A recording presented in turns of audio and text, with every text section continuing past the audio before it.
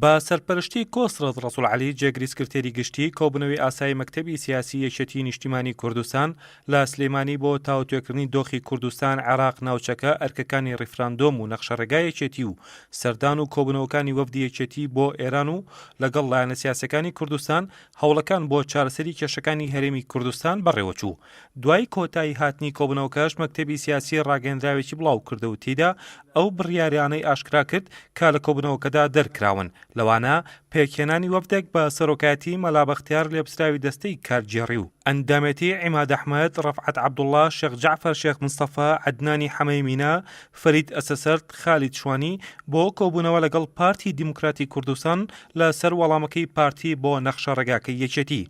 لای خۆشیەوە سەعەدی ئەحمەد پیرە ئەندامی مەکتەبی سیاسی بە گەلی کوردستانی ڕاگەیاند. دەرەنجامی کۆبوونەوە و سەردانی یەکێتی بۆ لای لایەنە سیاسەکان گفتوگۆی لەبارەوە کراوە. ئەوڕۆ حەقا هەمولایەکمان دەستخۆشی لە نەفەس درێژی مەکتەبی سیاسی یەکێتی نیشتیمانی کوردستان و هەیئەتەکانی بکەین کە کۆڵی نەدا تا مەسەلەی ئاساییکردنەوەی پەرلەمان و زەمینە خۆشکردن بۆ پێکەوە دانیشتنی گۆڕان و پارتی زەمان بکە کە تەنها ڕێگایە بۆ یەکخستنی ماڵی کورد و تەرتیبکردنەوەی ماڵی کورد. من پێم وایە ئەو برادرانەی کە زۆر جار بە سەلبی باسی ئەم جهودانەی یەکێتیان دەکرد، حەقا ئەوڕۆ ینی شەهامەتی ئەوەش هەبێ کە بە ئیجابی باس بکرێت.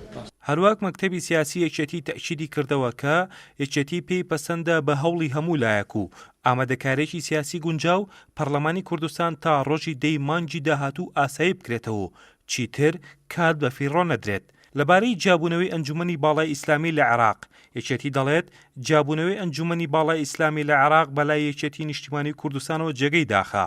کۆبوونەوە هیوای خواست هەنگاوی چارەسەر بەسەر هەنگاوی قوڵکردنەوەی ناکۆچیەکاندا زاڵ بکرێت. یەکێتی بۆ هاوکاریکردنی چارەسەری کێشەکانیان ئامادەیە.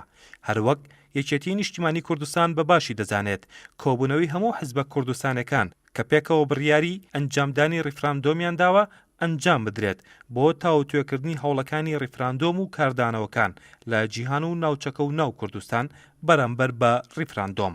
هەروەک بە پێی ڕاگەیەندراوەکەی مەکتەبی سیاسی یەکێتی نیشتیمانی کوردستاندا لە کۆبوونەوەکەدا بڕیار درراوە ڕۆژی شەمەی داهاتوو کۆبوونەوەی ئاسایی ئەنجومەنی سەرکردایەتی یەکێتی نیشتیمانی کوردستان لەسەر کۆی ئەو بابەتانە و دوابڕیاردان لەسەریان ئەنجام بدرێت.